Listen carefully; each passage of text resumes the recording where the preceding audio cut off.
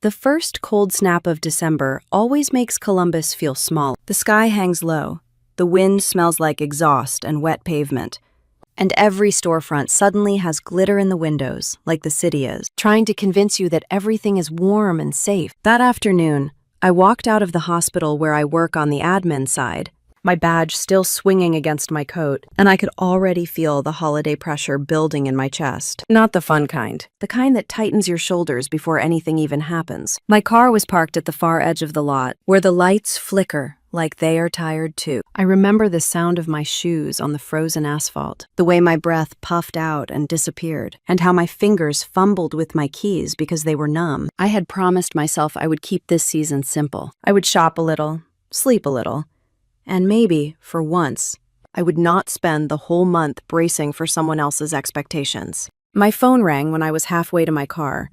The screen lit up with Dad. Just Dad. No heart emoji, no cute contact photo. Just 3 letters that somehow carried the weight of my entire childhood. I stopped walking. I did not even think about it. My body just froze the way it always did when he called. Like I was still a little girl waiting to find out if I was about to be praised or corrected. I stared at the name on the screen for a second too long.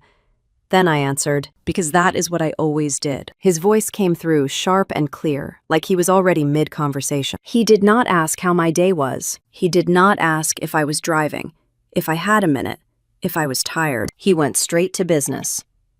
Lena, Christmas is at my place this year. 30 relatives are coming. I need you to cook, clean, and serve all day. Everything has to be perfect. There was a pause, just long enough for him to breathe, as if he had handed me a grocery list and expected me to start reading it back. In that moment, I felt something inside me do a small, quiet snap. Not a dramatic break, not a movie moment where a woman storms off into the snow. It was more like a thread that had been pulled tight for years, finally giving up. I thought about the years I had spent trying to make holidays run smoothly for him, trying to make him look good, trying to make everyone comfortable while I swallowed my own exhaustion like it was normal. If you are listening right now, I have to ask you something. What are you doing while you listen to this story?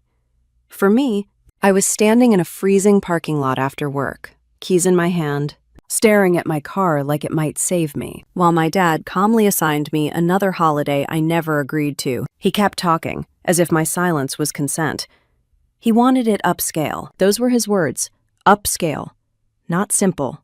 Not cozy. Not a potluck where everyone brings something and laughs about it. Upscale. Like a magazine spread. Like he thought the right centerpiece could cover up the cracks in our family. Make sure there's good food, he said. Not the cheap stuff. People are traveling. They expect something nice. I could hear the faint sound of a television in the background on his end, like he was lounging while he scheduled my labor. I could picture him in his recliner, shoulders relaxed, remote in his hand, already imagining compliments rolling in. He did not say thank you. He did not say please. He did not say, can you help me? He said, I need you to do this. My throat felt tight. Part of me wanted to argue. I had so many words ready, stacked up like boxes in a closet. I work full-time. I'm tired. I can't take days off just to prepare for your party. Why are you inviting 30 people without asking me? Why do you always assume I will do it? But I knew how that conversation would go. Dad would get quiet in that way he does, the way that signals you are about to be labeled difficult. He would say I was making a big deal out of nothing. He would say, family helps family. He would say, Mom would be disappointed in me. Mom. Even 7 years after she died, he still used her like a lever. I swallowed my words. I felt my jaw tighten, my fingers curling around my keys so hard they dug into my palm. Then like it belonged to someone braver than me. Of course, Dad. He made a satisfied sound, like that settled it. Good. I'll see you this weekend. We'll go over the menu. He hung up first. I did not move for a few seconds. The wind pushed against my coat. Somewhere across the lot, a cart corral rattled like a loose cage. I stared at my phone, then at the dark windshield of my car, and I had, no, we will not go over the menu. Not this year. I got into my car and sat there with my hands on the steering wheel, not turning the key. My mind started replaying the last few Christmas. There was the year Dad insisted on prime rib and a dessert table like we were, hosting a wedding. He did not pay for any of it. I did. I remember standing in the checkout line at the grocery store with a cart full of food, watching the total climb higher and higher, and telling myself it was fine because it was family.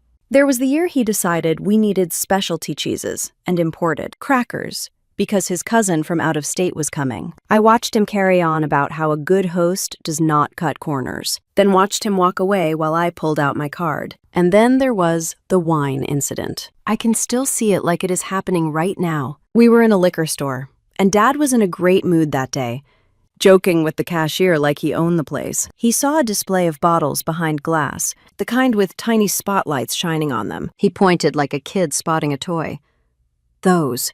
We're getting those. I laughed because I thought he was kidding. Then I looked at the price tag and my stomach dropped. $800 each. He picked 3. I remember leaning close to him and whispering, "Dad, that is $2,400. He did not even blink. He said, "It's Christmas. People will appreciate it. You'll handle it." And I did. I handled it. I handled the bill, the cooking, the cleaning, the planning, the decorations, the serving, the smiling. I handled it so well that no one ever thought to ask who was handling it. That is the part that eats at you. If you have ever been the person who always steps in, when you do it quietly, people start believing it happens by magic. Like food appears because a holiday exists. Like the house stays clean because it is supposed to. Like the person doing the work does not get tired, does not get resentful, does not have their own life. By the time I drove home, the sky was already getting dark. Columbus traffic crawled past glowing wreaths and inflatable snowmen, and I felt like I was watching everyone else live in a holiday movie while I was stuck in the behind-the-scenes footage, hauling props and cleaning up messes. I live alone in a small apartment on the north side. Nothing fancy, just me, a couch that has seen better days, and a kid. When I walked in, I kicked off my shoes and stood there for a moment, listening to the quiet. The quiet was what I had been craving. Not another gathering. Not another performance. I set my keys on the counter and stared at the corner of my closet where my old suitcase sat. It was not glamorous. It had scuff marks and a broken zipper pull that I had fixed with a key ring, but seeing it made my heart beat slow, like my body recognized the shape of escape before my mind fully caught up. I just opened my closet, pulled the suitcase out, and set it on my bed. The motion felt automatic, like my hands had been waiting years for permission. Then my phone buzzed again. A text from Dad. "Don't forget, 30 people. We need to impress them." Impress them. The word made my jaw clench. David acted like the goal of Christmas was to earn approval from relatives we barely saw. Like their compliments were worth more than my time, my money, my dignity. I typed a response, then deleted it. I typed again, then deleted that too. I could already hear his reply, dripping with disappointment. I could hear the way he would tell the story to the rest of the family. Lena is being difficult. Lena is stressed. Lena is dramatic. I sat on the edge of my bed and took a deep breath. I thought about Mom for a second, which still happens when I am at a crossroads. Mom had been the quiet glue in our house, the one who smoothed everything over. She cooked because she wanted to, because she loved feeding people. But she also carried a sadness I did not understand as a kid. Now I wonder how much of her love got turned into obligation, and how often she swallowed her own needs, the way I had been swallowing mine. I told myself I was not going to disappear inside my family. Not anymore. My phone buzzed again. Another message, this time from my Aunt Nora. "Your dad says you're doing the cooking." "Thank you. You always make it special." I stared at that text until my eyes stung. Thank you, but it was not really thanks. It was a relief. It was a handoff. It was a polite way of saying, "Great, you'll carry it so we don't have to." My friend Rachel called a few minutes later. She has known me since college, and she can read me like a weather report. I did not even say hello the normal way. I just said, "Dad called." Rachel sighed. Oh no. What now? I told her, and I heard my own voice, as if it belonged to someone else, listing out the same old story. 30 relatives, upscale, all day. Perfect. Rachel was quiet for a beat. Then she said, "Lena, are you actually going to do it?" I opened my mouth to say yes. The word was right there, trained into me. But then I looked at the suitcase on my bed, and I heard myself say something else. I don't think I can. I don't think I will. Rachel did not cheer or clap or act like it was cute. She just said, "Good, because you're exhausted and you're broke from paying for his idea of perfection. And he still talks to you like your staff." Staff. That word hit hard because it was true. I was not his partner in hosting. I was his unpaid help. After we hung up, I walked into my kitchen and opened my fridge. It was not empty, but it was not stocked for 30 people either. I saw the groceries I had bought for myself, the simple things that make my week run smoothly. Yogurt, salad, a carton of eggs, leftover soup. A normal life. I leaned against the counter and tried to picture the next week if I stayed on this path. I would be at the store every night after work, throwing money at ingredients Dad demanded. I would spend my weekend cleaning his house, scrubbing baseboards, polishing glass, making sure no one could accuse him of living like a regular human. I would cook for hours while relatives sat in the living room and talked over the sound of my work. I would serve plates, refill drinks, wipe counters, and smile until my cheeks hurt. And then I would drive home after it was over, exhausted, maybe a little sick, with my bank account lighter and my heart heavier. I walked back into my bedroom and ran my hand over the suitcase. My mind kept trying to scare me into compliance. He'll be angry. Your family will talk. They'll say you ruined Christmas. But another thought rose up, calm and firm. If Christmas collapses because one person refuses to be a maid, then it was never a family celebration. It was a setup. I sat down and started making a list in my head. Not a grocery list, but a boundary list. What was mine? What was not mine? What I had been paying for? What I had been providing? What I had been giving away like it did not matter? I did not decide everything at that moment. I did not know exactly how it would play out. Who would side with Dad? Who would pretend not to notice? Who would suddenly remember I was a person? But I knew one thing with absolute certainty. I was not going to stand in that kitchen this year, pretending I was fine, pretending my money and my time were infinite. I was going to stop the machine. I pulled out a few clothes and folded them into the suitcase. Not a full packing job yet, just enough to make it real. My hands shook a little at first, then steadied. I could feel my heartbeat in my throat. But underneath, it was something else I had not felt in a long time.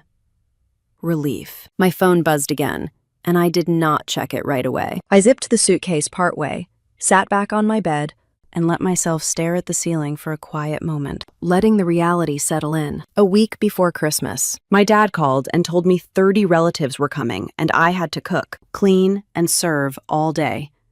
Everything had to be perfect.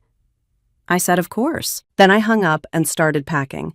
I was not going to argue with him. I was going to leave, and for the first time in years, the thought of what would happen next did not scare me as much as it should have.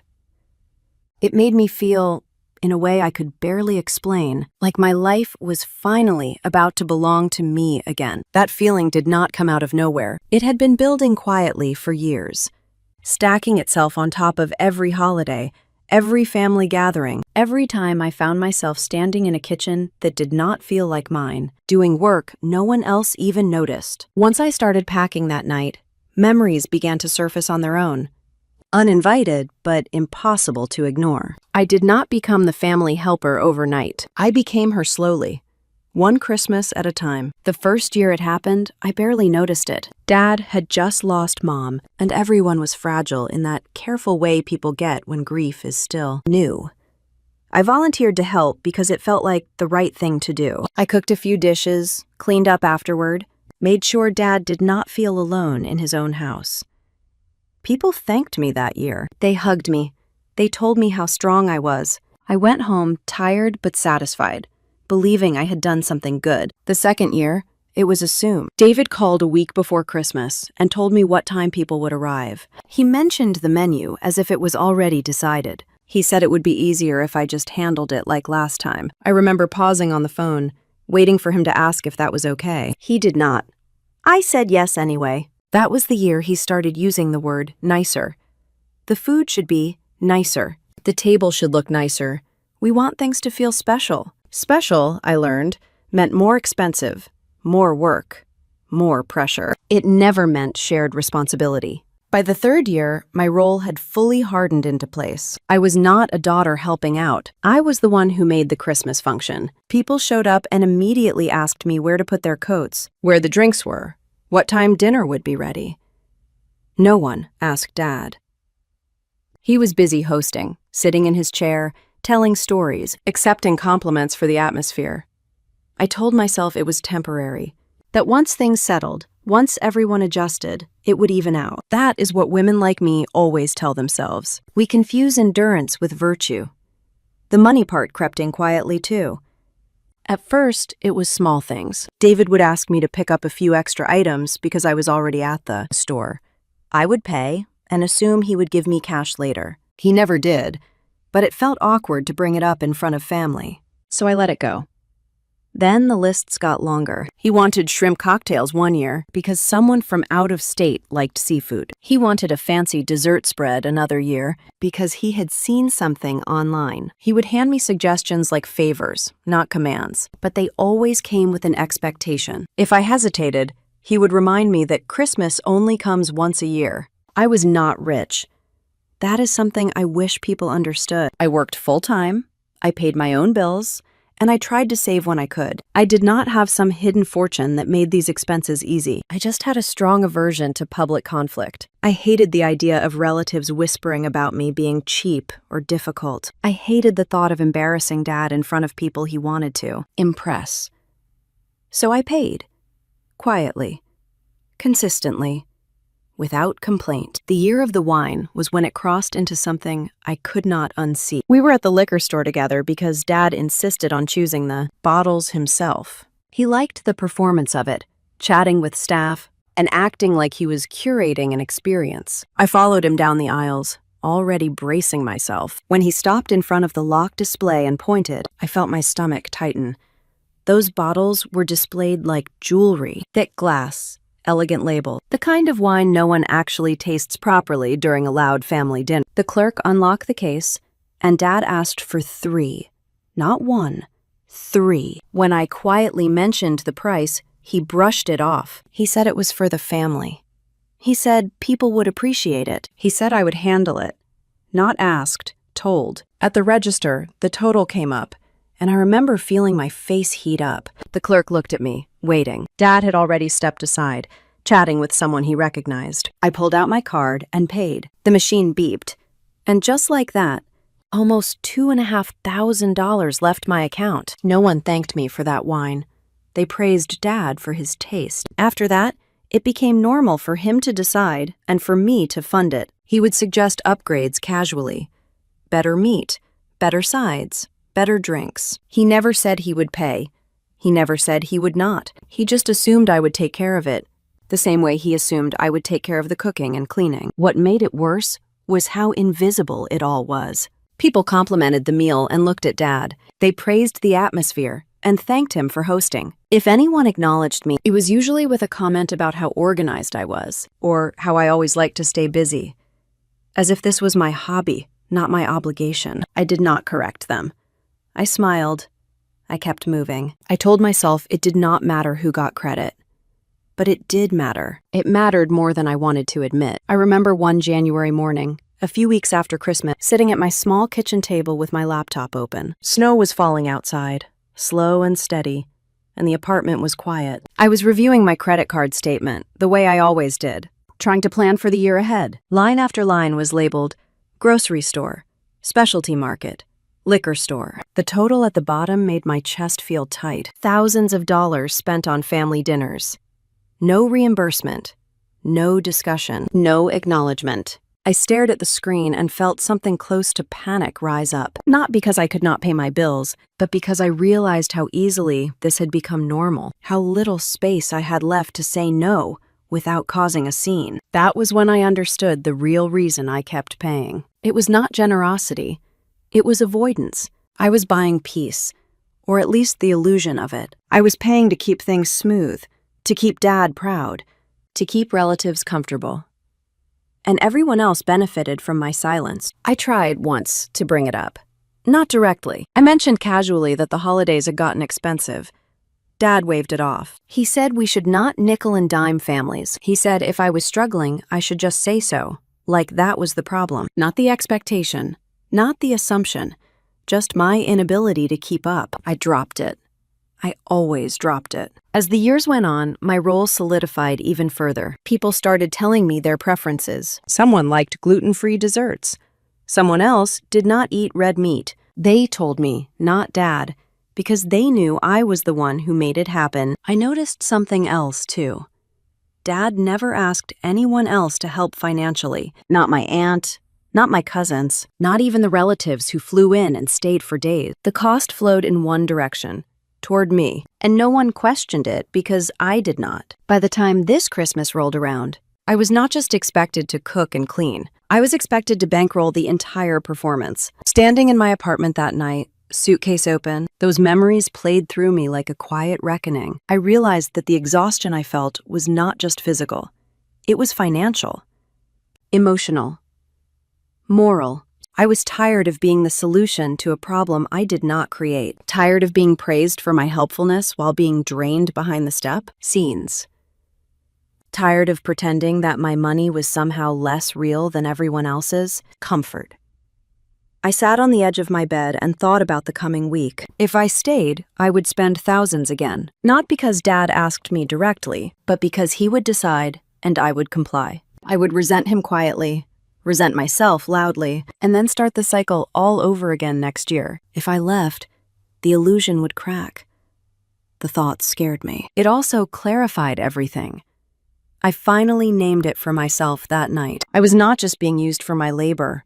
I was being used for my money. And as long as I stayed silent, it would never change. I closed the suitcase and leaned back, letting that truth settle. It was uncomfortable, but it was honest. And for the first time in years, I did not push it away. That realization followed me as I turned off the lights and got into bed, staring at the ceiling in the dark. The house Dad loved to show off. The meals he took credit for. The wine he boasted about. None of it existed without my quiet payments.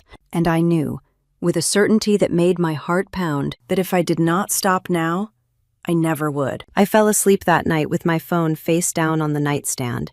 Unanswered messages waiting. And a new understanding taking shape inside me. I had spent years convincing myself that I was just being helpful. Now I saw it clearly. I was not only being used for my time, I was being used for my money too. Once that truth settled in, I could no longer pretend I did not understand why I had said, of course, to Dad on the phone.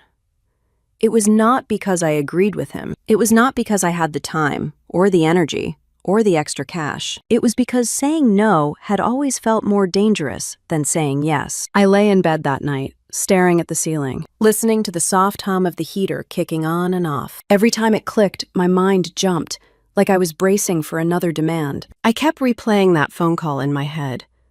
The way Dad did not ask, the way he announced, the way my own voice came out calm and agreeable, betraying everything I was actually feeling. I asked myself why I did that. Why, after everything I knew, after every credit card statement and quiet resentment, I still defaulted to compliance. The answer was not flattering, but it was honest. I was afraid of how I would be seen. In our family, generosity was treated like a moral requirement. If you questioned it, you were selfish. If you asked about money, you were cheap. David had drilled that into me without ever saying it outright. Anytime I tried to talk about budgets or limits, he shut it down with a familiar line. He said I was making it about money when it was about family. He said the family should not keep score. What he never acknowledged was that someone was always keeping score. It was just me. I remembered the first time I ever asked him about costs. It was a few years back, after Christmas, when I was feeling especially stretched. I had worked overtime leading up to the holidays, then spent my days off cooking and cleaning at his house. I was tired, and the exhaustion made me braver than usual. I told him the holidays had gotten expensive. I said it carefully, like I was testing thin ice. He laughed, not cruelly, but dismissively. He told me not to be cheap. He said it was family. The conversation ended there. Not because the issue was resolved, but because I backed down. I always backed down. Dad had a way of making you feel small for questioning him, even when he did it gently. He did not yell. He did not threaten. He just framed things in a way that made you doubt yourself. If you pushed back, you felt like you were failing some unspoken test of loyalty. I knew that if I refused to fund this Christmas, the story would spread quickly. Lena would become the daughter who abandoned her dad during the holidays, the one who made things awkward, the one who cared more about money than family. No one would mention the fact that Dad invited 30 people without asking who would pay. No one would mention that he expected an upscale event without contributing financially. They would just see the absence and assume it meant I did not care. That fear had kept me compliant for years. I got up out of bed and walked into the living room, where my laptop sat closed on the coffee table. The apartment was quiet, the kind of quiet that lets your thoughts grow louder. I opened the laptop and logged into my email, then into my bank account. I did not do it to punish myself. I did it because I needed to see it clearly. Page after page showed the same pattern. December spikes, grocery stores, specialty shops, liquor stores, charge that aligned perfectly with every holiday I had helped host. I scrolled slowly, feeling my chest tighten with each familiar name. I did not add up the total at first.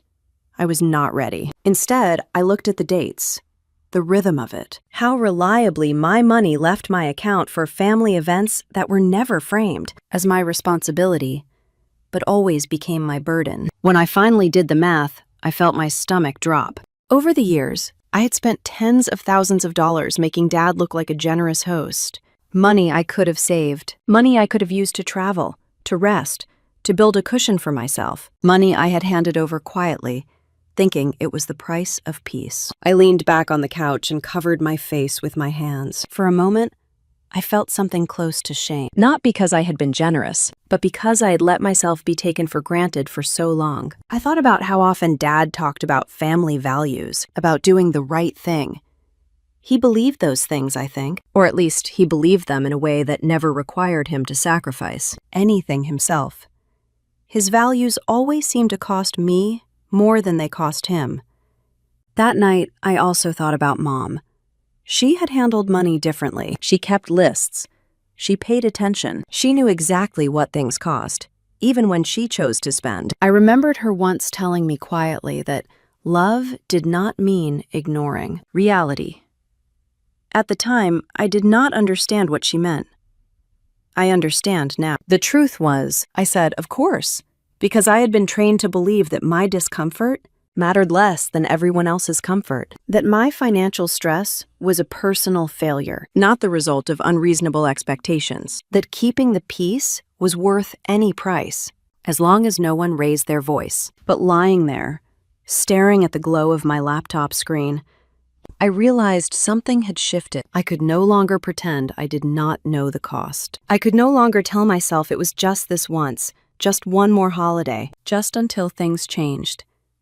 Things would not change unless I did. My phone buzzed on the coffee table, pulling me out of my thoughts. A message from Dad. He was asking if I could stop by over the weekend to start planning. I stared at the notification without opening it. For the first time, I did not feel a rush of guilt. I felt clarity. If I went, I would pay. If I stayed, I would spend. Not just money, but energy and dignity. I would once again fund an experience that made me feel invisible. I closed the laptop and stood up, pacing the length of my living room. Each step felt deliberate, like I was walking through a decision instead of around it. I thought about my savings account, modest but hard-earned. I thought about the way my shoulders always ached by the end of December. I thought about the way I felt every January, promising myself I would do things differently next year. Next year has arrived. The decision to leave was not impulsive. It was not revenge. It was self-preservation. I was choosing to protect myself financially in a way I never had before. I went back into my bedroom and opened the suitcase fully this time. I folded clothes carefully, not in a rush, but with intention. Each item felt like a small reclaiming of control. I was not running away from my family. I was stepping away from a system that only worked because I kept paying into it. As I packed, I imagined the alternative. Me standing at Dad's counter, card in hand, while he discussed upgrades. Me nodding along, telling myself it was fine. The image made my chest tighten. I zipped the suitcase closed and sat on the bed, resting my hands on top of it. The fear was still there. I was not pretending otherwise. I knew there would be fallout, questions, accusations, silence from some people, and anger from others. But beneath that fear was something steadier. Resolve. I understood now why I had said that, of course. It had been a reflex built from years of conditioning. But understanding that reflex meant I could finally choose differently. I picked up my phone and turned it face down on the nightstand. I did not respond to Dad. Not yet. I needed the quiet. I needed the space to commit to this choice without being talked out of it. As I lay back down, suitcase packed and waited, I felt a strange mix of grief and relief. Grief for the version of myself who thought endurance was the same as love. Benefit that I was finally drawing a line that protected not just my time, but my future. Leaving was no longer about making a point. It was about refusing to finance my own disrespect. That realization settled over me like a blanket, heavy but grounding. And as I closed my eyes, I knew that when morning came, I would not unpack. I would follow through. Morning came quietly, without drama. The sky outside my apartment window was pale and flat, the kind of winter light that makes everything feel honest. I showered, dressed, and moved through my routine like I was preparing for a normal workday. Except my suitcase stood by the door, fully packed, waiting. Every time I looked at it, my heart beat a little faster. Not with panic, but with determination. I drove to Dad's house just after sunrise. The streets were mostly empty, the holiday decorations still dark, inflatable snowmen slumped over like they were sleeping in. As I pulled into his driveway, I felt the familiar tightening in my chest, the reflex that told me to brace myself, to get ready to perform. I took a deep breath and reminded myself that this time I was not here to serve. The house was quiet when I let myself in with my key. Dad was still asleep upstairs. I could hear the faint sound of his snoring through the floorboards, steady and unbothered. For years, this house had felt like a workplace during the holidays, a place where I clocked in the moment I walked through the door. Standing there that morning, coat still on, I saw it differently. It was a stage set up for a show I was finally stepping out of. I started in the kitchen. The pantry door creaked when I opened it, revealing shelves packed with food I recognized because I had bought every item. Cans of broth, boxes of pasta, specialty ingredients Dad insisted on for his holiday menu. I took a moment to look at it all. Not with anger, but with clarity. This was my labor, my money, my effort sitting neatly on shelves as if it belonged to the house, not to me. I grabbed a few reusable bags from under the sink and began clearing it out. I worked methodically, placing items into bags, one shelf at a time. The sound of cans clinking together was loud in the quiet house. Each noise felt like punctuation, marking the end of an expectation. I did not rush. I let myself feel the weight of each bag as it filled. The flour I never used for myself. The imported olive oil Dad preferred. The baking supplies I bought every year because someone always wanted dessert. It all went into the bags. The refrigerator was next. I opened it and felt a brief flicker of guilt, the old instinct to leave things behind so no one would be inconvenienced. I pushed that feeling aside. I removed the vegetables, the meats, and the cheeses. Item meant for a feast I was no longer hosting. I left behind only the basics Dad would normally buy for himself. Milk, eggs, a few leftovers. Enough for a single man who knew how to feed himself. When the fridge shelves were bare, I wiped them down. A habit so ingrained, it almost made me laugh. Even now, I was cleaning up after myself. Some patterns die hard. I carried the bags out to my car and stacked them carefully in the trunk. The cold air bit at my cheeks, and I welcomed it.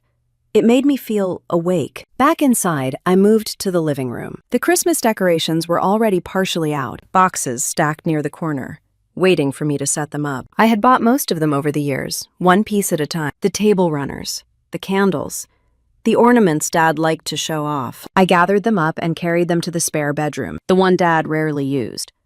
I placed everything inside, then closed the door and locked it. The click of the lock was louder than I expected.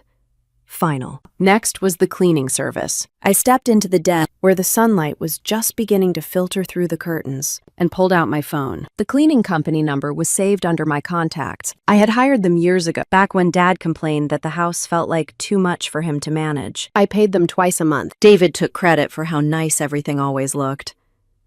I called and canceled. The woman on the line sounded apologetic, like she thought something was wrong. I told her calmly that the service would no longer be needed. My voice did not shake. When I hung up, I felt a strange lightness, like setting down a bag I had been carrying without realizing how heavy it was. I walked through the house one last time, checking rooms the way I always did before a holiday. This time, I was not looking for dust or clutter. I was making sure I had not left behind anything of mine. A cookbook here, a serving platter there. Little things that had accumulated over years of unpaid service. In the kitchen, I took a piece of paper from the drawer and sat at the table. My hands hovered over the page for a moment. I did not want to write something dramatic. I did not want to explain myself or argue my case. I had spent enough years explaining. I wrote a short note, clear and simple. I said I had decided to leave early for my trip. I said I would not be cooking, cleaning, or serving. I said the house was in his hands. I wished him a perfect Christmas. I did not mention money. I did not list grievances. I did not justify my choice. The emptiness of the pantry and the silence of the house would say everything that needed to be said. I folded the note once and placed it on the kitchen counter, right where Dad would see it when he came downstairs. Beside it, I left my spare key. I stood there for a long moment, listening to the house breathe, the hum of the refrigerator, the faint tick of the clock on the wall. Upstairs, Dad shifted in his sleep, unaware that the ground beneath his holiday plans had already moved. I picked up my coat and my bag, then walked out the front door, pulling it closed behind me. The sound of it shutting felt definitive, like the end of a sentence. As I loaded the last bag into my car, I took one final look at the house. It had been my childhood home, then my obligation, then my quiet burden. That morning it felt different. Neutral. Just a building. Not a place that owned my time or my wallet anymore. I got into the driver's seat and started the engine. The heater blasted warm air, fogging up the windshield for a second before clearing. I backed out of the driveway slowly, half expecting the front door to open, for Dad to call out my name. Nothing happened. The road ahead was empty, stretching out in front of me. And for the first time in years, I did not feel like I was leaving something unfinished behind. I was leaving without an invoice, without a receipt, without a list of things I still owed. As the house disappeared in my rearview mirror, a quiet satisfaction settled over me. Not joy exactly, but relief. The kind that comes when you finally stop paying for a role you never applied for. I drove on, letting the distance grow, knowing that what I had done could not be undone, and strangely grateful for that. The first message from Dad came less than an hour later. I was on the highway heading north, the radio low, my hands steady on the wheel. My phone buzzed against the passenger seat, and I knew it was him before I looked. I did not answer. I did not even pick it up. I kept my eyes on the road and focused on the feeling in my chest, that strange mix of fear and calm that comes right after you finally do, something you have been putting off for years. When I stopped for gas, I checked my phone. Several missed calls. A string of messages stacked one on top of the other. The first ones were sharp, short, accusatory. He asked where I was. He said this was ridiculous. He said I was being dramatic. He reminded me that my family was counting on me. I read them slowly, noticing how familiar the tone was. This was the voice I had heard every time I stepped out of line. Not cruel, exactly, but disappointed in a way that always landed like a judgment. I did not respond. As the hours passed, the messages changed. The edge softened. The anger gave way to something else. Confusion, maybe. Or the dawning realization that the machine was not going to run without me. Later that afternoon, another message came through. This one was longer. He asked what he was supposed to do. He said people were coming. He said things were already in motion. What he did not ask was how much I had spent. He did not ask what it had cost me over the years. He did not ask if I was tired. The question was not about money. It was about logistics, about inconvenience, I stared at the screen while standing in line at the gas station, the smell of fuel thick in the air. People moved around me, laughing, talking, living their lives. I felt like I was watching the world through glass. What am I supposed to do? I almost laughed, not because it was funny, but because it was revealing. For years, I had asked myself that same question, quietly, while scrubbing pans or swiping my card at the store. What am I supposed to do? How do I make this work without upsetting anyone? How do I carry this without complaining? Now the question belonged to him. I did not answer. That night, I checked into a modest hotel a few hours away. Nothing fancy. Clean, quiet. The kind of place where no one expects you to perform. I sat on the edge of the bed and kicked off my shoes, feeling the ache in my feet catch up to me. It was the first time all day I allowed myself to stop moving. My phone buzzed again. This time, it was not Dad. It was my Aunt Nora. She started gently. She always did. She asked where I was. She said Dad was upset.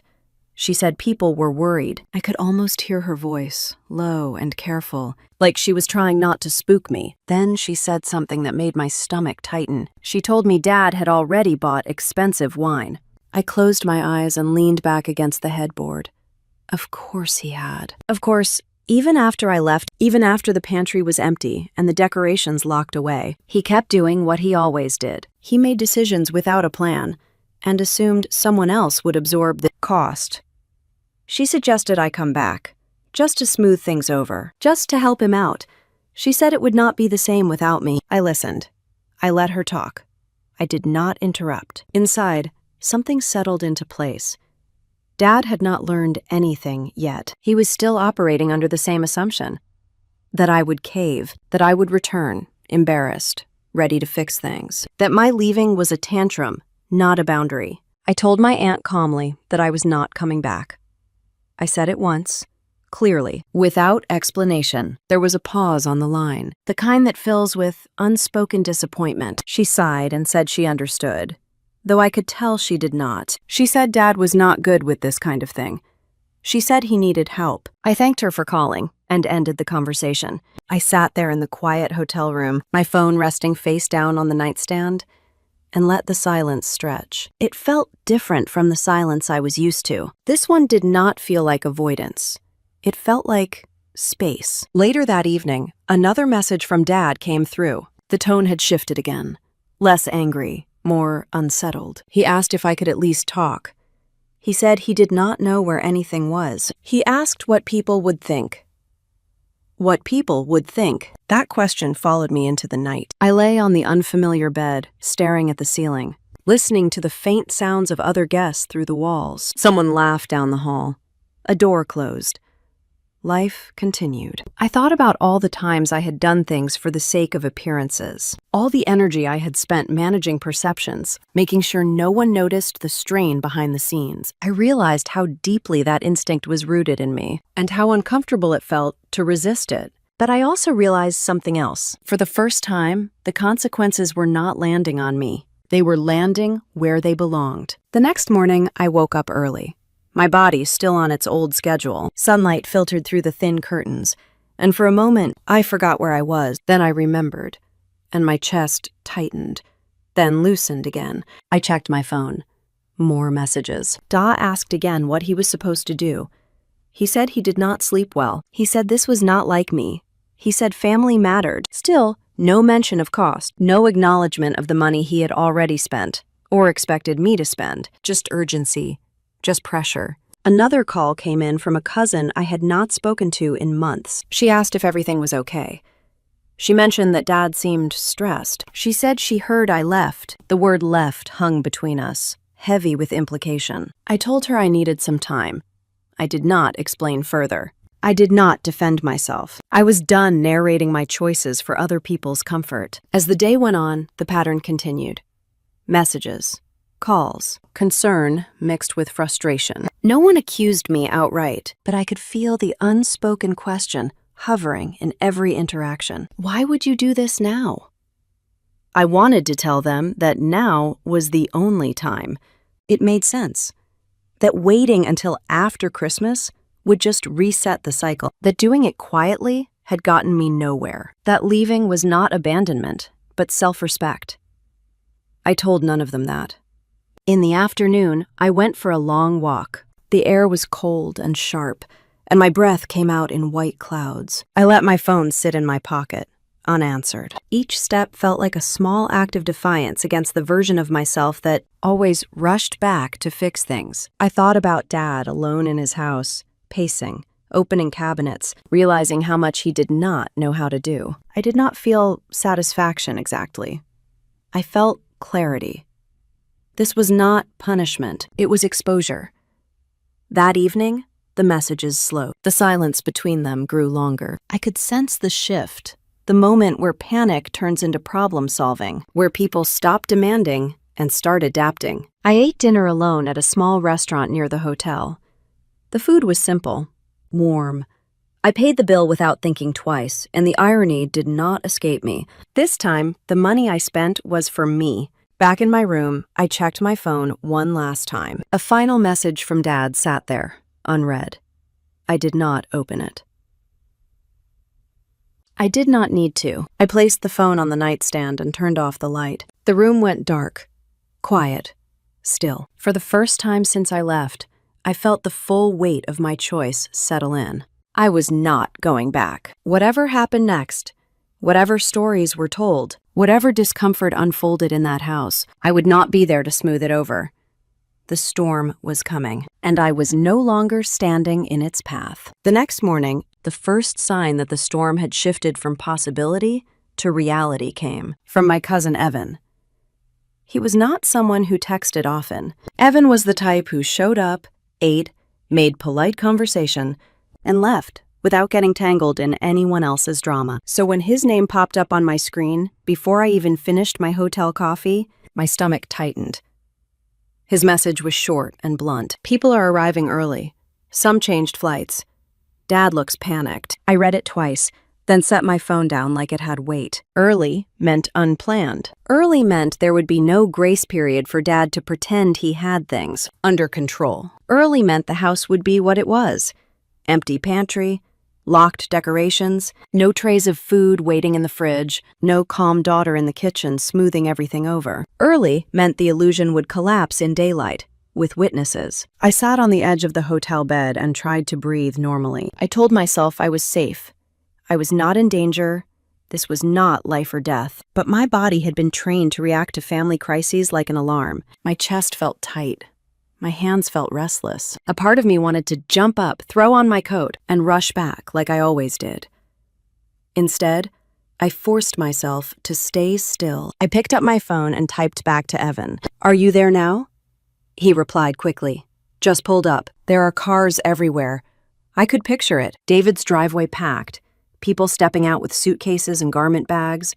The kind of arrival energy that fills a house with expectation. I could hear the imagined sounds. Car doors slamming, voices calling out greetings, shoes stomping snow off boots. The warmth of reunion, the easy assumption that someone inside had been preparing for them. Someone. They keep asking where you are. I closed my eyes. I had known this would happen. I had planned for it. But knowing something intellectually and hearing it described in real time are two different things. My throat tightened with a mix of fear and something else, something steadier. Chief, because it was happening without me. The moment I always tried to prevent was unfolding exactly as it needed to. A few minutes later, my phone rang. It was my Aunt Nora again. I let it ring once, twice, 3 times, then answered because I could tell from the timing that she was calling from inside the fire. Her voice came through loud and strained, like she was trying to keep it together while speaking through clenched teeth. She did not say hello. "Lena, where are you?" I told her calmly that I was out of town. There was a sharp inhale on the other end. "Do you have any idea what is happening here?" I could hear noise behind her, voices overlapping, someone laughing too loudly, someone asking a question, the sound of suitcases rolling across the hard floor. It made my stomach flip. Nora lowered her voice. "People are here. They got in early. They are walking in, and there is nothing. No food, no tree, not anything. Your dad is upstairs changing his shirt, like that is going to fix it." I pictured Dad doing exactly that, fussing over the wrong details, Like if he looked crisp enough, reality would cooperate. Nora continued, and her tone shifted from panic to frustration. He keeps saying you are overreacting, that you stormed off. He says you got sensitive about the holiday planning. Overreacting. Sensitive. Stormed off. The old story. The easy story. The story that made him the reasonable one and me the unstable one. I felt heat rise behind my eyes, but my voice stayed steady. Did he tell them he invited 30 people without asking me? Nora paused. She did not answer directly, which was its own answer. He says you love hosting, she said finally. He says you always take charge. He says he did not think it would be a problem. Of course he did. For years, Dad had been narrating my labor as a personality, like my willingness was a trait, not a decision. I could hear someone call Nora's name in the background, then a muffled response. She came back to me, voice tight. Cynthia is here. She just walked in and looked around like she could not believe it. Cynthia, my aunt by marriage, technically. She worked as an HR consultant, the kind of woman who could sit in a conference room with executives twice her size and make them squirm with one calm question. Cynthia did not get loud. She did not do theatrics. She did accountability. Just hearing her name made my pulse jump. Nora whispered, "She is asking questions." I asked, "What kind of questions?" Nora hesitated, then said, "The kind that makes your dad stutter." Before I could respond, Nora suddenly lowered her voice even more. "Lena, please, just come back. Even for a few hours. We can fix this. People are hungry. They are confused. This is turning into a whole thing. A whole thing." That phrase used to terrify me. It meant conflict. It meant raised voices. It meant people taking sides. It meant gossip that lasted for years. This time, it meant the truth. I swallowed and said, "I am not coming back." Nora went quiet. In the silence, I could hear someone in the background asking where the appetizers were. Someone else asked about dinner plans. The sound of a refrigerator door opening and closing, a cupboard slamming. Then Nora spoke again, softer now. "He is embarrassed." I said, "He should be." That was the first time I had ever said something like that out loud. I expected my voice to tremble, but it did not. It came out calm, like a fact. Nora exhaled, like she had been holding her breath. "I have to go," she said. "I just needed to know if you were actually coming." I told her no again, gently, and ended the call. I sat there staring at the wall for a moment, my coffee cooling on the little hotel table. My hands shook slightly. Not from guilt, but from the adrenaline of finally refusing to rescue everyone. My phone buzzed with a new text, this time from Evan. "David is trying to act normal. He keeps offering people water, like that counts as hosting." I almost smiled, despite myself. Then another message came through. "He says you are being dramatic, that you will cool off and show up later." There it was, the assumption. Even now, even in the middle of the mess, he still believed my boundary was temporary. He still believed my no was a mood, not a decision. I took a slow breath and reminded myself of the pantry shelves I had cleared, the lock clicking on the spare bedroom door, the cleaning service cancellation. Those were not dramatic gestures. They were practical. They were final. A little later, I got a message from someone else, my cousin Marlene, who only reached out when she needed something. Her text was loaded with faux concern. "Are you okay? Dad says you got upset over nothing." Over nothing. I stared at that phrase until my jaw tightened. I did not respond. Then, unexpectedly, Cynthia called me. I hesitated. Cynthia and I were not close, but she was sharp, and I did not want to be on the wrong end of her conclusions. Still, something in me wanted to hear her voice. I wanted to know what she saw when she walked into the scene I had stepped away from. I answered.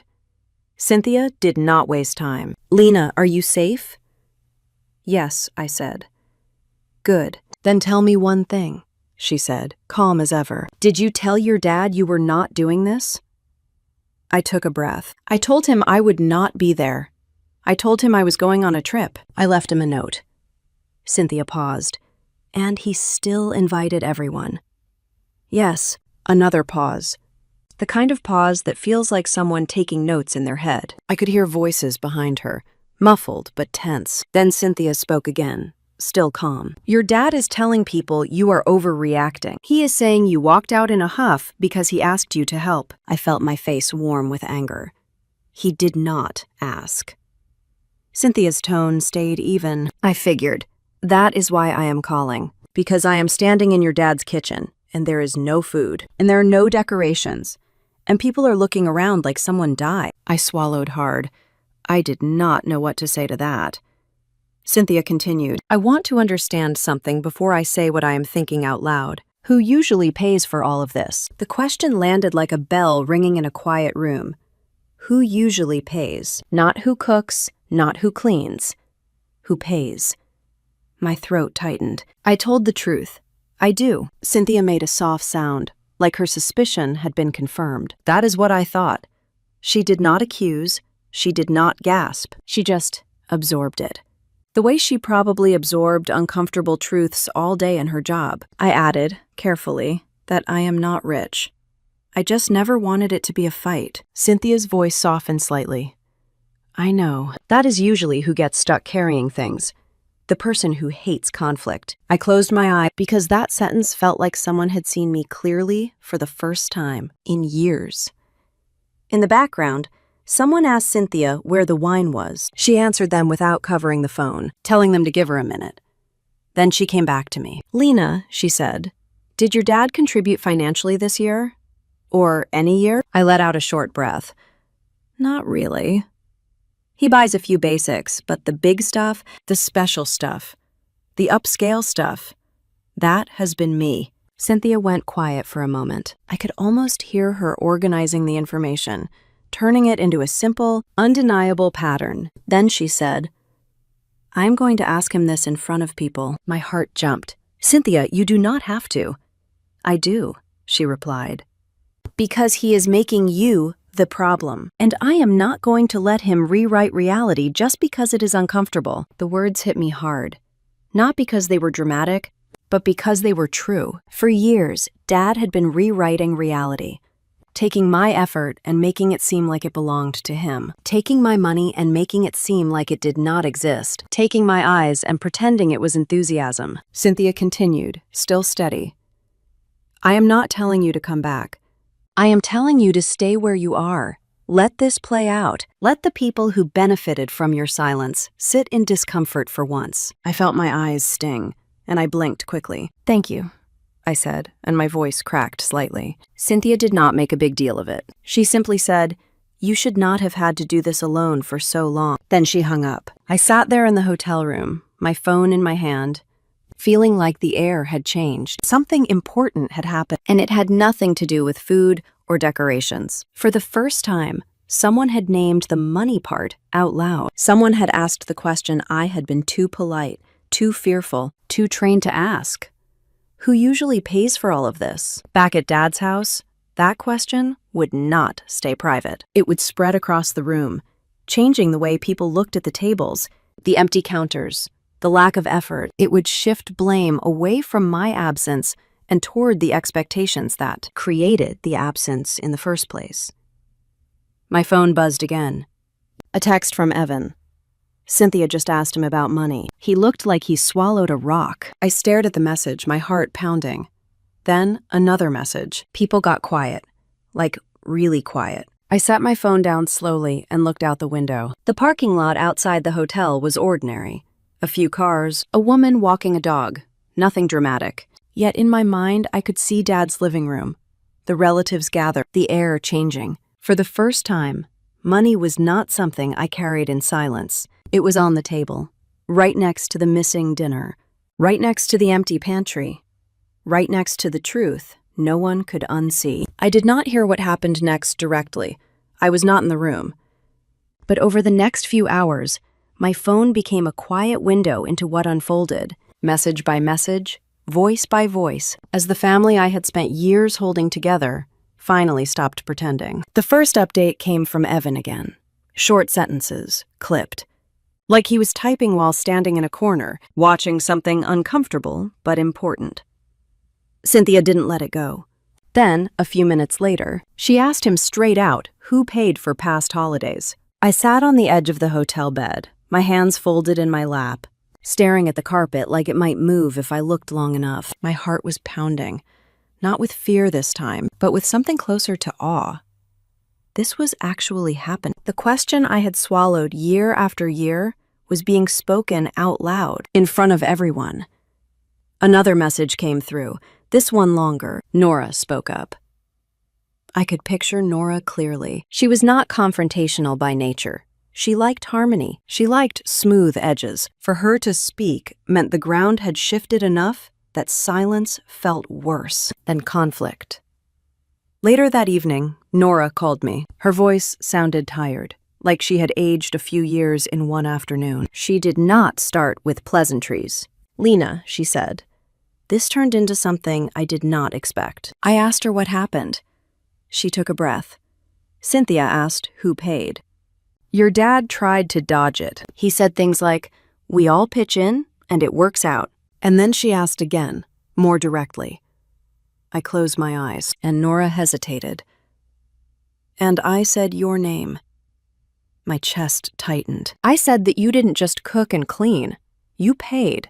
Over and over. I said I had seen you swipe your card. I said I had never once seen your dad reimburse you." Hearing that made something crack open inside me, not because it hurt, but because it felt like release, like a weight finally being set down. Nora continued. "After that, other people started talking. Remember the Christmas with the seafood spread? Someone remembered the year with the fancy desserts. Another person mentioned the wine that was always bragged about. I could hear it now in my mind. The room replaying old scenes with new eyes. Moment that had once felt festive, now being re-examined as transactions. Effort. Cost. Sacrifice, Nora said. Someone asked why you always looked exhausted at the end of the night. Someone else said they thought you just liked being busy. I laughed quietly at that, a sound with no humor in it. Busy. That word had been used to erase my labor for years. Then, Nora told me about the moment that changed everything. Cynthia said something that made the room go completely still. I leaned forward. What did she say? She said, "Generosity isn't an obligation." The words landed heavy, even through the phone. Generosity is not an obligation. Simple, clear, impossible to argue with, Nora said. After that, no one really knew what to say. It was like everyone realized at the same time that they had been benefiting from something they never acknowledged. I imagined Dad sitting there, surrounded by people he wanted to impress, suddenly stripped of the narrative that had always protected him. No shouting, no accusations, just a quiet, undeniable truth settling into the room. I asked Nora what Dad did. She paused for a long moment. He didn't say much. He didn't deny it. He just went quiet. That told me everything. David was not someone who stayed quiet when he believed he was right. His silence was not humility, but exposure. There was nothing he could say without making it worse. No way to explain away years of assumption and entitlement once the money was named. Nora sighed. He looked small, Lena. I don't mean weak, I mean cornered. Like the story he always told himself stopped working. I felt a strange ache in my chest. Not triumph, not pity exactly, something more complicated. Dad was still my dad. I did not want him humiliated. I just wanted him to stop talking to me, Nora went on. Someone said maybe we should have been helping more. Someone else asked why everything always fell on you. It got uncomfortable. Good, I thought. It should have been uncomfortable years ago. Later that night, another call came in, this time from my cousin Marlene. Her tone was very different from before, less polished, less defensive. She said, "I never realized you were paying for all of that. I thought Dad was handling it. I'm sorry." I thanked her, not because the apology fixed anything, but because it mattered that it was said. Then Evan texted again. Dad went upstairs. He said he needed air. I pictured him standing alone in his bedroom, the noise of the house muffled below, finally confronted with the reality that the comfort he enjoyed had come at cost to someone else. To me. I did not feel victorious. What I felt was grounded, like the truth had finally reached the surface and could not be pushed back down. The next message came later, after things had settled into an uneasy quiet. People ordered pizza. I smiled softly at that. Pizza. Paper plates. No fanfare, no performance, just food to get through the evening. Evan added, "It's weirdly calmer now." That made sense. Once the illusion broke, there was nothing left to maintain. No one is scrambling to keep up appearances. No one is silently resentful in the kitchen. Nora called me one last time before bed. "I wanted you to know," she said, "that what you did didn't ruin anything. It exposed something that needed to be seen." I thanked her, my voice thick. After we hung up, I sat alone in the quiet hotel room, the lights dim, the city humming faintly outside the window. I thought about all the times I had imagined standing up for myself and felt sick with fear. All the ways I believed it would explode into chaos. Instead, it unfolded slowly, awkwardly, honestly. David's authority in that room did not collapse because someone yelled at him. It collapsed because the truth was finally spoken in plain language, without anger, without drama. He had relied on my silence to keep his image intact. Without it, there was nothing left to stand on. I lay back on the bed and stared at the ceiling, feeling the exhaustion catch up to me, but also something else. Something like peace. For the first time, the burden was not mine alone. The story had changed, and there was no going back. The next morning, Christmas arrived quietly for me. No alarms, no grocery lists taped to the fridge, no voice calling my name from another room asking where something was. I woke up in the hotel bed wrapped in clean white sheets, the kind that did not smell like burnt food or stress. For a moment, I did not remember where I was, and then I did, and my body relaxed all at once. I made coffee using the little machine by the window and stood there watching the city wake up. Somewhere across town, my family was gathering. Somewhere else, traditions were rearranging themselves without me holding them in place. My phone buzzed on the nightstand. A message from Evan. "Christmas is different." That was all it said. I smiled faintly and took a sip of coffee. Different did not mean ruined. It meant altered. And sometimes altered was better. A little later, another message came in. This time from Nora. "We're eating pizza. Paper plates. Someone forgot napkins, so we're using paper towels." I could picture it perfectly. The long dining table, stripped of its usual drama. No carefully arranged place settings. No centerpieces. No wine bottles lined up like trophies. Just boxes stacked in the middle. Grease soaking through cardboard. People grabbing slices and sitting wherever there was space. Nora added, "No one seems upset about it." That was the part that made my chest tighten. For years, Dad had insisted that everything had to be perfect, that the food had to be impressive, that appearance mattered. He had framed it as hospitality, as pride. But without my labor and my wallet smoothing every edge, something interesting had happened. The expectations evaporated. Evan sent a photo. I did not ask for it, but he sent it anyway. I opened it slowly. The living room looked smaller somehow. Folding chairs pulled up where they fit. Kids sitting cross-legged on the floor. A couple of cousins leaning against the counter. No one dressed up. No one performed. Someone was laughing in the background. I stared at that photo longer than I meant to. Another message came in from Marlene. "Honestly, this is kind of nice. Less pressure. Less pressure." That phrase echoed in my mind. Later that afternoon, my phone rang. It was Nora again. Her voice sounded lighter than it had the night before. "People are actually talking," she said. "Not just complimenting the food or asking where you got things. Just talking." I asked her how Dad was doing. She paused. "He is quieter than usual, but he's not angry. Just watching." Watching what? I wondered. Watching a version of Christmas that did not revolve around him being admired. Watching a gathering that did not require someone else to carry the weight. Nora continued. "Someone said something interesting earlier. What? They said we don't need fancy food to be together. We never did." I closed my eyes. That sentence landed deeper than anything else, because it confirmed what I had suspected for years but never allowed myself to believe. The extravagance was never for the family. It was for Dad, for his image, for his comfort, for his sense of control. Without me paying for it, without me executing it, the illusion dropped, and no one missed it. The rest of my Christmas day passed quietly. I took a long walk. I ate takeout, and I chose myself. I read, I rested. I did things without timing them around other people's needs. In the evening, Evan called.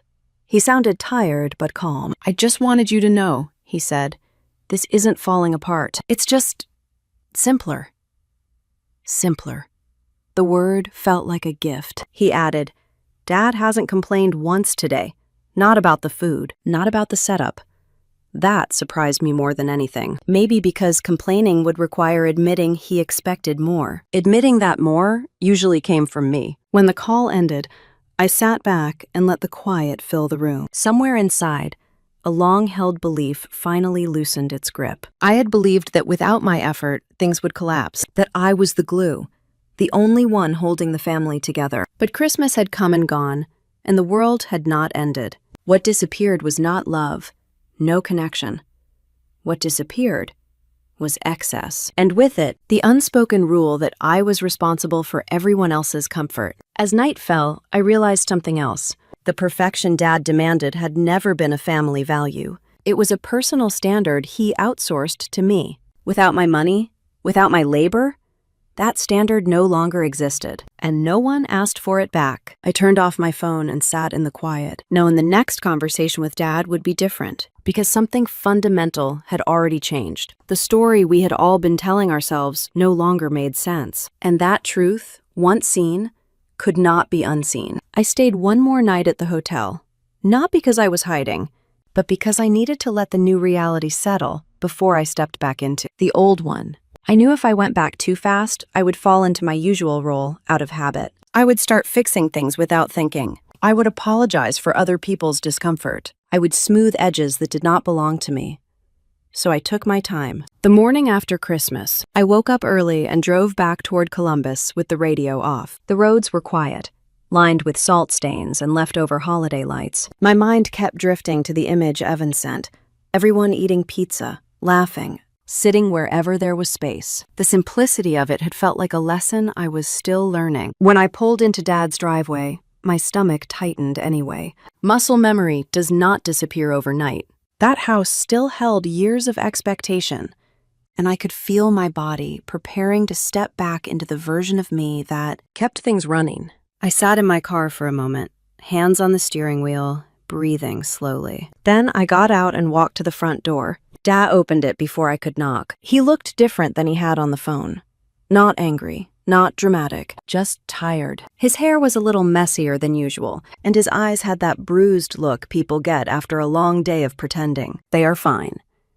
He stepped aside to let me in. The house smelled faintly like stale pizza and coffee. Not unpleasant, just real. The living room had signs of people being there. A couple of paper plates in the trash. Coats draped over a chair. A folded blanket on the couch. It felt lived in, not staged. David cleared his throat like he was about to start with a complaint, then stopped. "He just said you're back." I nodded. "I'm back." There was a pause. We stood there, looking at each other, both aware that we were not just talking about my physical presence. We were talking about what had changed. He gestured toward the kitchen, and I followed him in. The counters were bare.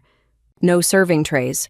No fancy leftovers packed neatly in containers. No evidence of a feast that took days to prepare. It looked like a normal kitchen after a normal holiday, not a performance. David picked up the coffee pot and poured himself a cup, then glanced at me as if asking whether I wanted one. For years, I would have automatically said yes, then gotten up to make it myself. This time, I said no thank you, and stayed seated. That small moment mattered more than it should have. David sat across from me at the kitchen table, fingers wrapped around his mug. His shoulders slumped slightly, like he had been holding them up on purpose, and finally got tired. He spoke first.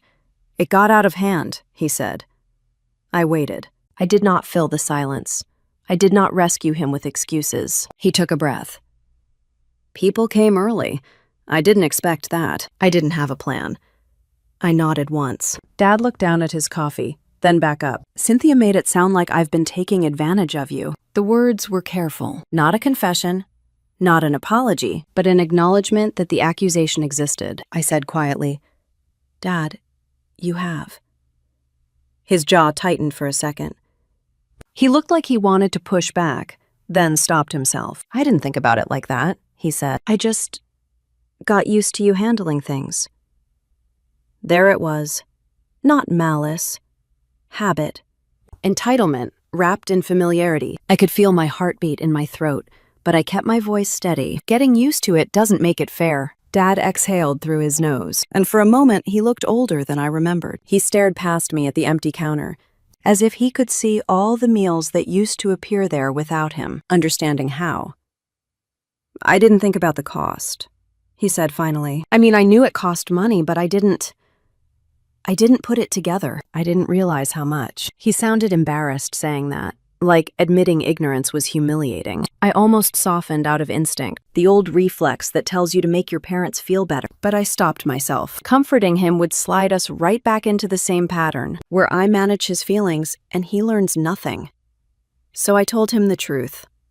I paid for more than you know, Dad. I paid because you asked for things to be fancy. You wanted it upscale. You wanted people impressed. And every time I tried to bring up a budget, you told me not to be cheap. Dad's eyes flicked away, then back. He did not deny it. I could feel the air in the room change. Not tense in an explosive way, tense in a real way, like a wound being cleaned. It stings, but it is necessary. He swallowed. I shouldn't have said that. I let that sit.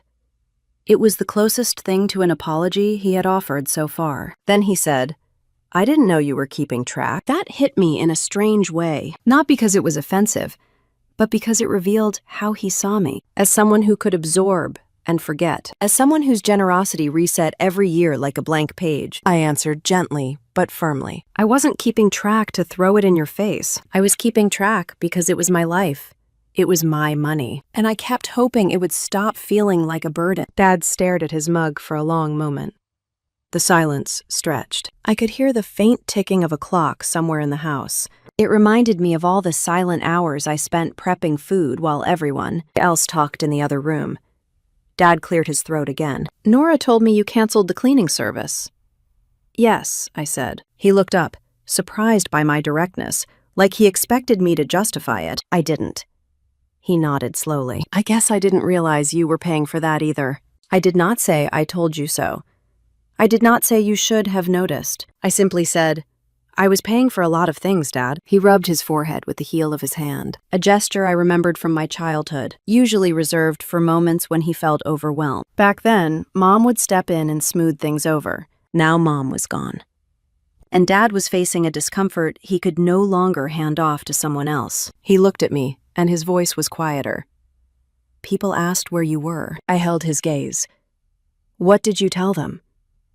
He hesitated. I told them you were upset, that you overreacted. There was shame in his face as he said it, like he had heard himself through Cynthia's questions and recognized the cruelty of it. I nodded once. That's what you always do when I say no. You make it about my mood instead of your expectations. David opened his mouth, then closed it. He didn't argue. He just listened, and that alone felt like a shift. I took a breath. Dad, I need you to hear this. I am not doing that anymore. I am not paying for holidays. I am not funding an upscale Christmas so you can look generous. His eyes widened slightly, not with anger, but surprise, like he had not expected the conversation to be this clear. I continued, keeping my tone calm. If you want to host, then you host. You plan it. You budget for it. If you want help cooking, you can ask, and I will decide if I can. But I am not the default. And my credit card is not part of the tradition. David blinked a few times. I could see him processing. This was probably the first time I had ever spoken to him like an adult, setting terms instead of a daughter asking permission. He shifted in his chair. So what, we just stop having Christmas? I shook my head. No, we can still have Christmas. But it will be realistic. It will be shared. It will be within a budget that we agree on ahead of time. And if you invite a crowd, You need to be ready to handle what comes with that. David stared at the table. Then he asked, quietly, "What if I can't?" The question surprised me. It wasn't manipulation. It sounded like vulnerability, or at least the closest he could get to it. I answered honestly. Then you invite fewer people, or you do potluck, or you order food, or you don't host. There are options, but the option where you demand perfection and I pay for it is gone. His jaw tightened again and I braced myself for anger. Instead, he exhaled slowly. Cynthia said something, he admitted. She said I was treating you like staff. He looked at me as if waiting for me to argue with her so he could feel better. I did not. He nodded once, almost to himself. I didn't like hearing that. I kept my voice steady. I didn't like living it. That landed. I could tell it landed because Dad's face changed. Not dramatically, not with tears, but with a quiet recognition that this was not a misunderstanding. It was a pattern. He set his mug down and rubbed his hands together, as if warming them. I don't want you to feel used, he said. I didn't respond right away. I let the sentence hang there, because intent is not the same as impact. Finally, I said, "Then don't use me." Dad swallowed. He glanced toward the pantry door, the place where shelves had been full when I arrived days earlier. The emptiness was a physical reminder he could not argue with. He looked back at me and his voice was careful. "So if we do something next year, we talk about it first." "Yes," I said. "We talked about it first. And we talk about money first, too, not after." He nodded again, slower this time. In that nod, I felt the shift of control. Not a power grab, not revenge, just balance returning to a relationship that had tilted for too long. David looked tired, but he didn't look defensive anymore. He looked like someone who had run out of shortcuts and finally saw the work behind what he used to take for granted.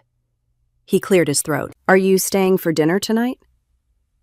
I paused, not because I didn't know what I wanted, but because I wanted to choose it consciously. I said, "I can stay for a little while, but I'm not cooking." David gave a small, reluctant smile, the first sign of something lighter. "We can order something," he said. I nodded. "That works." We sat there for a moment longer, the kitchen quiet, the air still carrying the scent of coffee, and yesterday's ordinary Christmas. It wasn't perfect. It wasn't upscale. It wasn't staged. It was real. That was the word that stayed with me after I left Dad's house that night. Real. Not perfect, not impressive, not staged for approval, just real. And for the first time, I realized that was the surprise Dad would never forget. The weeks after Christmas passed quietly. No dramatic fallout, no shouting phone calls, no guilt-laden messages asking me to fix something. The silence was different this time. It was not heavy. It was respectful. Dad did not ask me to reimburse anything. He did not mention the cost of the pizza, or the paper towels, or the awkwardness of that day. He did not bring up money at all, and that told me more than any apology could have. In January, he called to ask how work was going, not to ask what I was cooking next, not to ask if I could help with something. Just to ask how I was. That conversation alone felt like proof that something had shifted. Spring came and went, birthdays passed, family gatherings happened in smaller, quieter ways.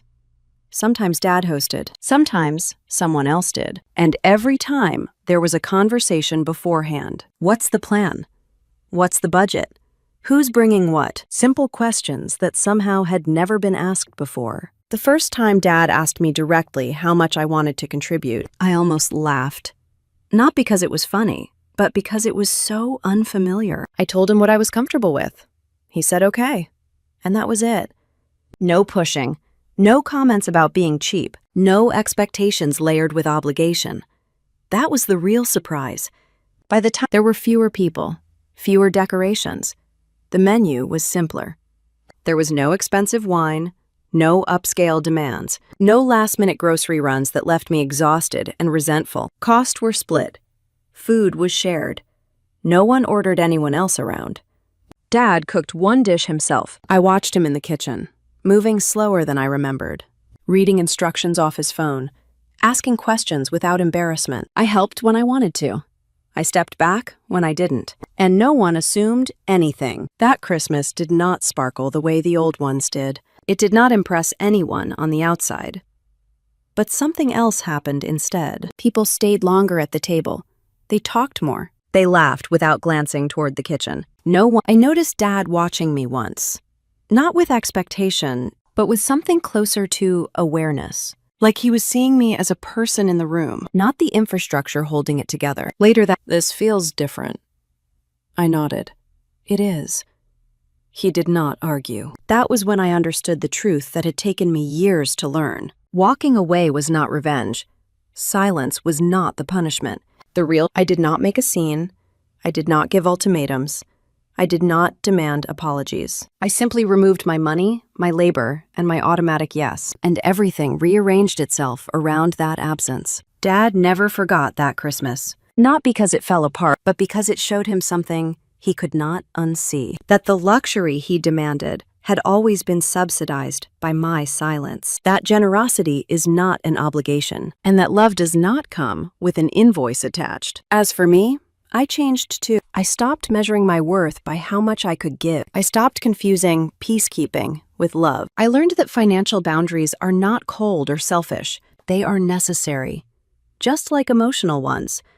I still show up for my family. I still care. I still help.